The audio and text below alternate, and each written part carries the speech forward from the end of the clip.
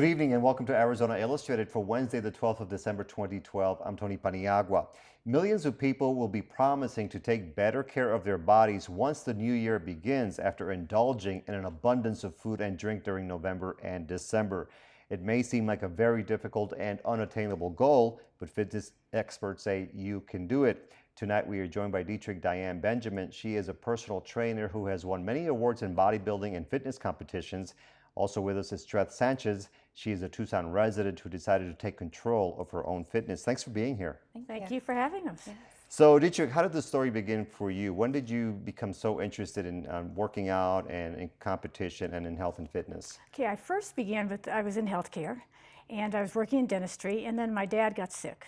And like many people who have chronic disease, he started taking medications that caused him to lose his hair and things of that nature. Now, already having a good solid background in nutrition from my healthcare training, I ended up looking into what could be done to help him stop losing his hair. He's Italian, he can't lose his hair. So from that, and then I began thinking about my own background. And like many of us out there, we have some genetic challenges. And I decided that I would take charge of my health by eating well and making sure that I got the adequate amount of exercise. I always did ballet, so that was one of the easy things for me. So it was an easy decision.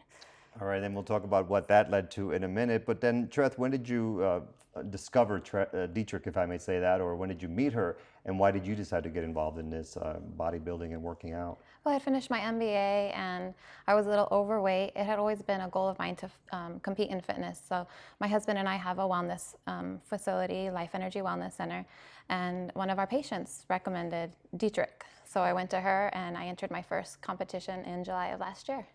So let's talk about these competitions, Deitrich. What has it been like? You've traveled throughout many cities in the United States competing, right? I have, and I started with a basic one in Phoenix, and to be honest, I didn't expect to win. I used a little bit of my ballet, I had some fun with it, and they said I got to be second, and I thought, okay. And so next thing I know, I had to learn more about nutrition, because if I was going to compete on a national level, I had to really hone in on all the skills that I needed.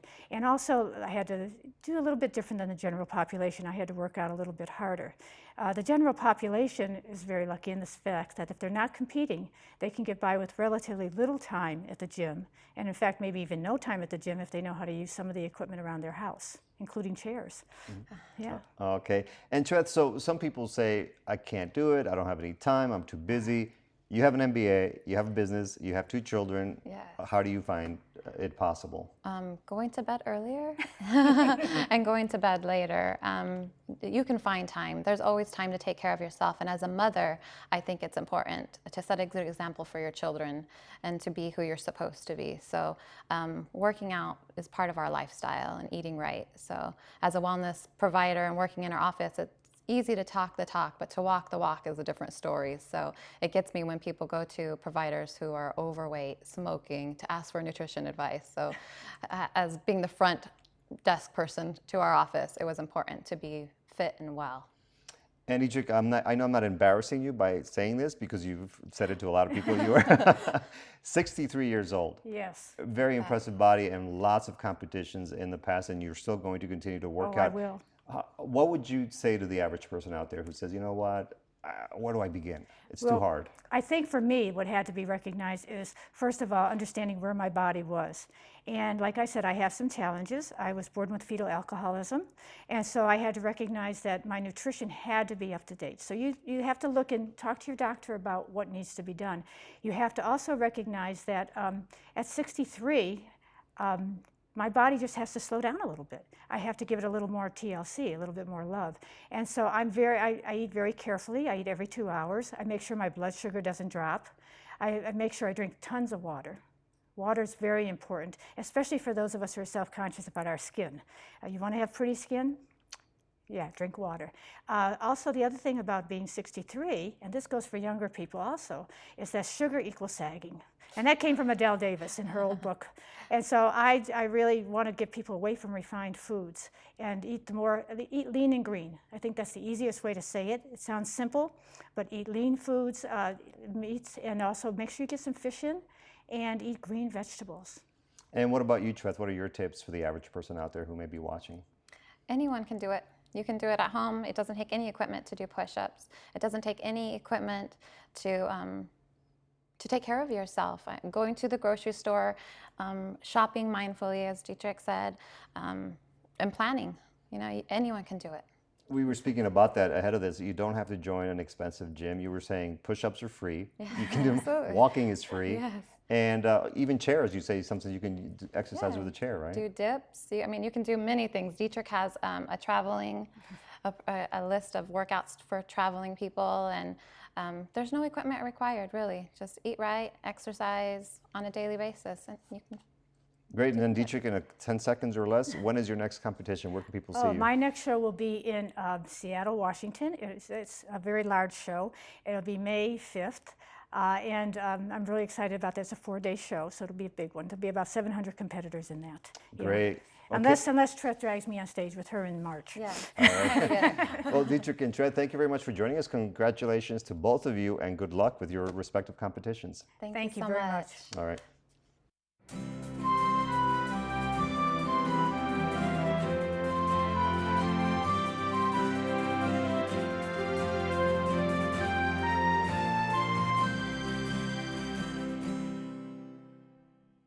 Many Americans have been paying closer attention to medical issues due to the federal health care law and related subjects. And tonight we'll tell you about a new company in Tucson. It recently launched a, quote, online personal health record system. Christopher Conover has an interview about this topic. Tom and Jennifer Wiggin, managing partners of GoPHR, thank you so much for joining us. Thanks for having us. Great to be here. Let's start with those who don't know what GoPHR is. A quick explanation, what is GoPHR? Well, GoPHR is an easy-to-use web-based tool that allows individuals to gather, organize, and store all of their personal health information securely in the cloud, and that includes unlimited image files such as MRIs, X-rays, and CAT scans, for example. And it's got some great other features. You know, we have daily tracking journals, so we track nutrition and fitness and vitals, and a diabetes tracker if you have diabetes. We have a complete comprehensive pediatric section, and we have a robust in case of emergency section. So let's say you're out holiday shopping at the mall and you have chest pains and someone calls 911. You're carrying a GoPHR ID card, and EMTs are directed to find those cards, and it gives them quick access to vital information that could save your life in an emergency. And of course, Let's talk about that emergency aspect. Obviously, you can find out allergies or histories very quickly. Any concerns on HIPAA violations at that point, or what can they see? Yeah, we know security is a big issue. GoPHR exceeds all HIPAA security regulations. All the information is stored behind military-grade firewalls with perimeter security. And the most important thing is that you have control and access to your records, and no one else does. We do have an EMT portal, for example, where EMTs can get limited access to life-saving information. We create medical alerts from the information that you put into the program that automatically come up. They can also see contact information, but that's it. You decide who can get access to any of the other medical records that you have. I would imagine in our new, more mobile society that as we move across the country, I moved across the country a couple of years ago, I had to get paper copies of everything. This is the replacement for that then? It is the replacement from that. You know, we come from a different world on the East Coast. We had different careers before this, and we're political junkies. So we were watching the healthcare debate unfold and the subsequent mandate for electronic medical records for doctors and hospitals. And my dad was fighting a severe illness at the time. So we moved across the country to be with him, and we quickly found out how difficult it was to gather those records from several different doctors and different hospitals, and how much more difficult that was when you're dealing with a stressful and emotional situation. This is new, and we wanted to create something that made it easier for people in that situation as individuals to gather that information and keep it all in one secure place and have it available. And it is great for travelers. It's great for people with dual residences, a lot of those in Arizona, who want to have access to all of their health information even when they're away from their primary home and their primary doctors. And of course, you have access to all of your records wherever you can connect to the internet. How hard is it to get those initial records, to get them loaded in, and how do you get them loaded into the cloud? Well, it's very easy. Once you subscribe, you go to our website, www.goforit.com, and you subscribe. It's a very easy registration process. Once you do that, you're taken to a home page, and then it's just entering information. You can request your records from your doctors. They, by law, have to give them to you. It's a very easy upload process. You don't have to be computer savvy to do this. And then we just have what they call dynamic pages, where you check a box to indicate a medical condition. But it's very seamless, it's very intuitive, very easy. And for physicians who may still be paper records, using paper records, we've included a fax portal. So everybody in their account has their own fax cover sheet that's barcoded to their account.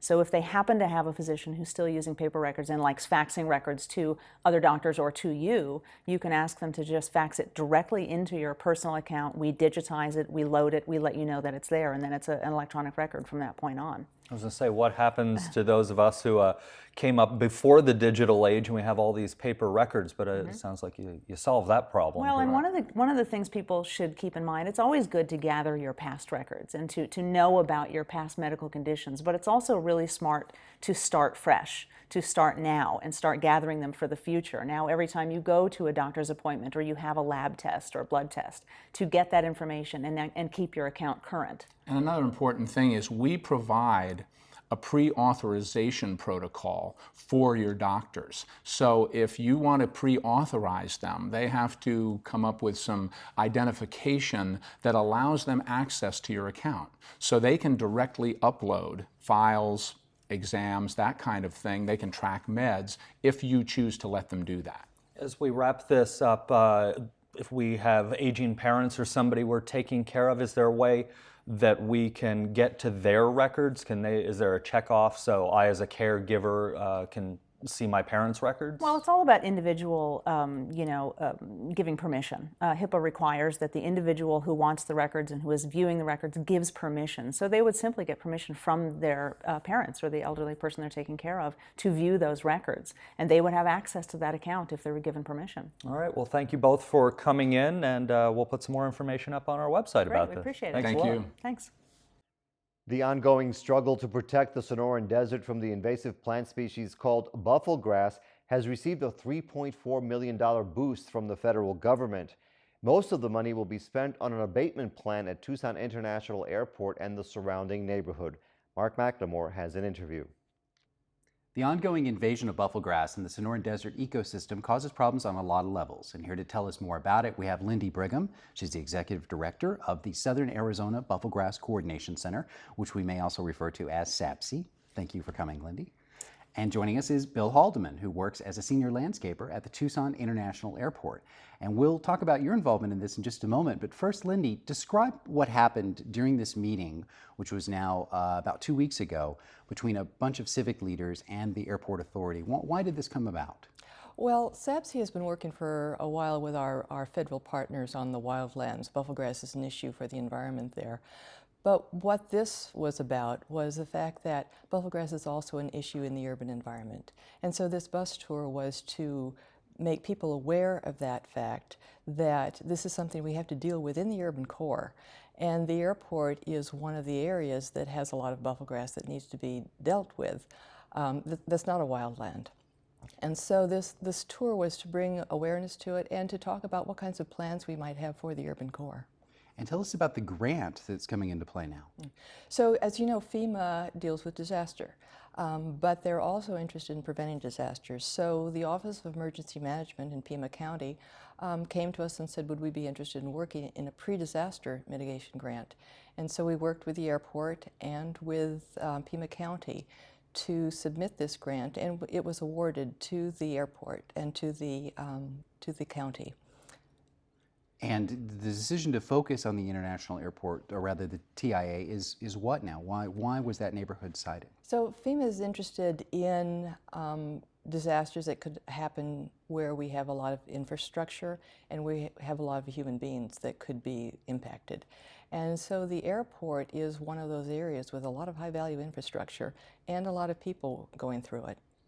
Well, Bill, a lot of people who go to the airport are going to travel through the main areas and all they're going to see is well-manicured grounds. But there's actually a lot more to the airport area. Kind of describe the amount of area we're talking about. Mark, that is a very good question. The Tucson Airport Authority currently owns approximately 8,000 acres, and only a small portion of it is really used for the airport runways, taxiways, terminal complexes, and such. And the reason that we're concerned about the Buffelgrass is based on the amount that we had and what Lindy indicated, that causes us a great deal of concern that it might impact either our partners that work with us, the airlines, car rental companies, or some of our other tenants that are occupying airport land around the perimeter of our property.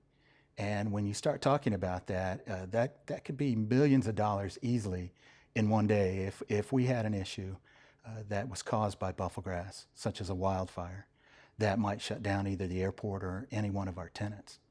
So there is Buffelgrass growing wild and free among these 8,000 acres. What has your team so far, the landscapers who work at TIA, what have they been doing to address the Buffelgrass issue up to this point?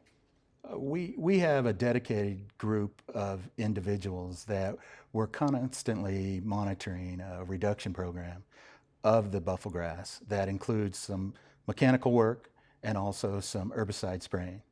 And our goal is to try to reduce the amount of Buffelgrass that's available to set seed, which could either infest our neighbor's property or reinfest our own property.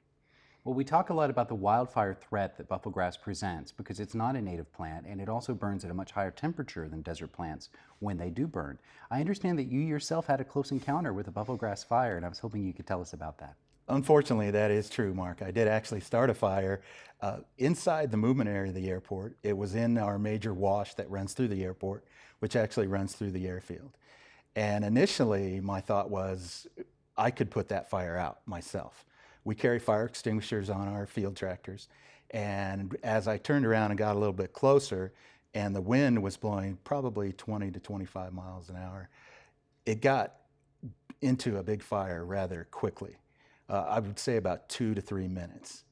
I knew then that I only had one option, and that was try to get myself and the equipment out of that wash safely.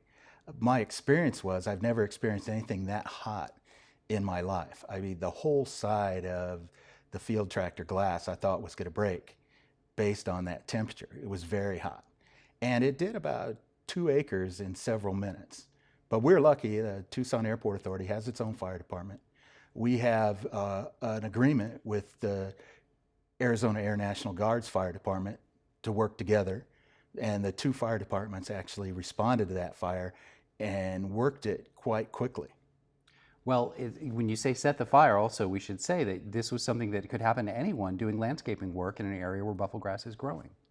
It's correct, Mark. That particular year was 2011, I believe. It may have been 2010, but that year we only had approximately 1 inch of precipitation in 6 months at the airport, and everything was very, very dry. And we had been conducting our normal working operations for many months and not had a problem. It just was a strange occurrence that happened, and it could happen to a homeowner, it could be started by a vehicle, it could be started by any means of transportation. And the reductions are important of this invasive species because we can't tell you exactly where the fire can occur except the fact that the Buffelgrass will catch on fire and it'll burn other native vegetation as well. Lindy, tell us quickly, viewers who are interested in participating in an effort to help this situation, what should they be aware of? Well, at this point, we have Beat Back Buffelgrass Day coming up, and this is throughout the Tucson Basin, and we have a website where people can sign up and help for 3 hours on Saturday morning. It's January 26, 2013. And the website is? www.buffelgrass.org. Thank you so much for your time. Thank you. Thank you, Mark. Our Sonoran Desert region may seem like a strange place to grow orchids, but a group of Tucson residents is dedicated to this colorful and intriguing hobby. Here's more information in this interview from our archives. Mark Dimmitt, thank you very much for being here. Thanks for the invitation. So let's begin with the Tucson Orchid Society. What do you want to tell us about this group? This society was founded in 1978, just before I moved to Tucson. Today we have 20 to 40 members who show up at our monthly meetings. Usually there's an outside speaker in most months. Sometimes it's a local expert talking about some aspect of orchid culture or hybridization, topics like that. And what is your mission or your goal at large here in the community? Our basic mission is to enjoy growing orchids and to let other people know that you can do that here in the desert. And of course, we have 3 great examples right here on our desk. Let's begin with the smaller one right here that's in some water. That is a Cattleya hybrid. That's one of the smaller hybrids. This is the low blooming season for that type, and it's the only one I had to bring in. This is what used to be known as the corsage orchid, but those were like 6, 7, 8 inches across. And it used to be by far the most common orchid grown by hobbyists. Today it's probably been replaced by another orchid that's easier to grow indoors. And there's another arrangement right here. It looks almost like moss on a rock. That's pretty interesting. I had never seen an orchid like that. It does. This is an orchid that grows on rocks in Australia, and it's an example of a miniature, of which there are thousands. So if you don't have a big greenhouse or you don't even have a big window, you could have 50 tiny orchids growing very well on your windowsill. And of course, there's this big plant right here that's pretty amazing. I've never seen anything like it, dark purple color. Tell us about this one, please. If you have a big greenhouse, you can grow really flashy orchids like this Vanda. This is a good climate for them because they like high light, which we have plenty of sunshine here, and it likes humidity, which you can easily provide in a greenhouse. And these hybrids bloom 2, 3, sometimes 4 times a year, so you get a lot of bang for the buck. And we have one of our crew members, Alexandra Salazar, holding this for perspective. Tell us about how fast this grew, how small was it when you first got it, and how do you keep it going? This plant was about 2 inches tall when I bought it in March of 2008. So these grow quite fast. And they don't have to be grown hanging with their roots exposed like that, but it's a good way to grow them because most orchids, at least the ones that we grow naturally on trees or rocks, and their roots are exposed to the air. If you take these roots and confine them in a pot, especially if they're in a tight potting mix, they're likely to suffocate. And that's the biggest difference you need to recognize when growing orchids as opposed to other plants. If you put them in the proper mix, you're probably going to be successful. So how do you water them? You just spray them, mist them? How does that work? Exposed root orchids like I'm growing this Vanda, I water twice a day in my greenhouse. If they're in a pot in the proper medium, you can get by watering only once a week, which is a lot more practical for most people. All right, and what about orchids in general? Where do they grow?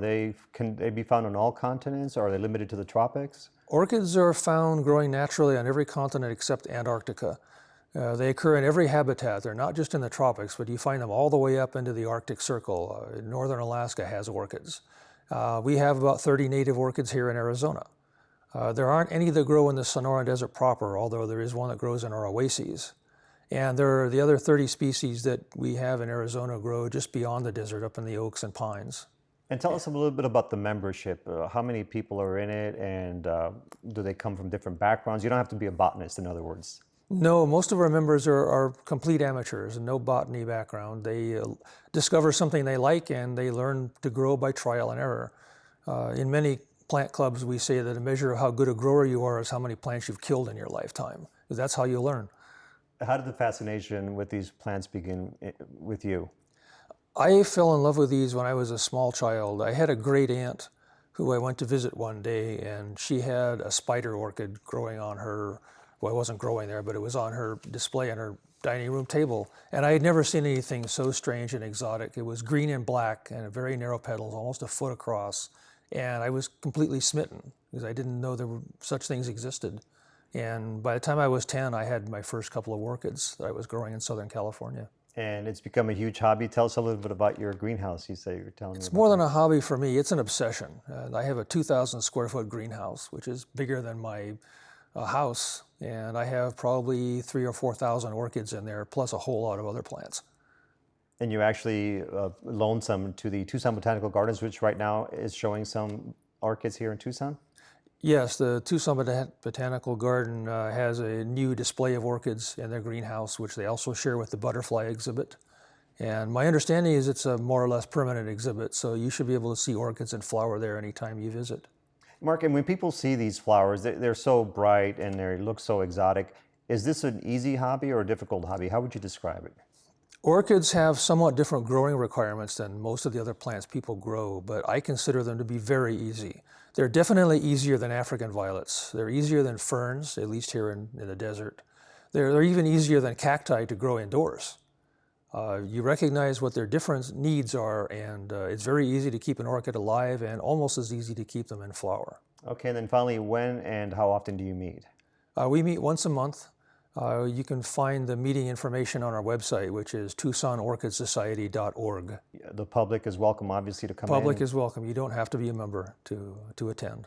Okay, Mark Dimmitt, thank you very much for being here with us. Thank you.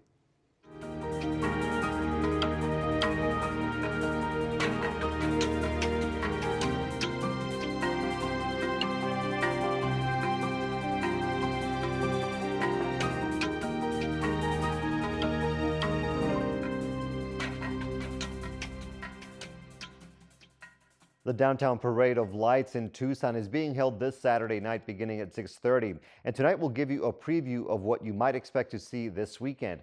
It's our video postcard from the event in 2011.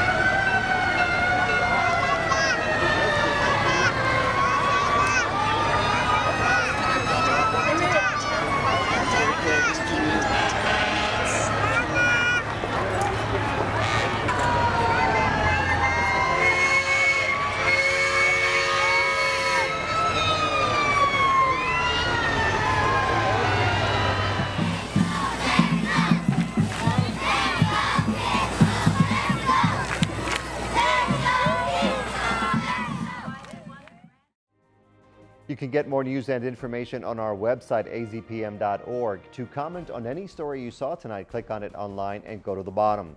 We can also be reached via Facebook and Twitter. Coming up tomorrow night, you'll meet the new Science Teacher of the Year for the state of Arizona and learn about the Tucson Wildlife Center, which rescues and rehabilitates some of the charismatic creatures in our region. I'm Tony Paniagua from all of us at Arizona Public Media. Have a great night.